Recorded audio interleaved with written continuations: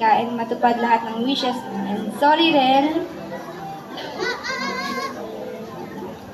Kaya mo yan. nagkaroon tayo ng hindi pagkakasinsinan. Kaya mo yan. Kaya mo yan. Or away. And alam mo ba, tagal na kitang gustong i-approach nun kasi nahihiya ako.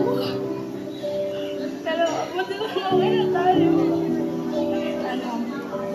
Namimiss ko na rin yung pagpunta ko sa inyo araw-araw, yung pagiging closeness natin sa isa't isa, yung chika natin. Sana bumalik yung closeness natin, yung bonding natin. Jo, thank you for everything and sa friendship na meron tayo. Sana tumagal pa. I'm so blessed to have you in my life. I'm forever grateful na nakilala kita. Tandaan mo, dito lang ako for you always. Happy birthday again. Love you.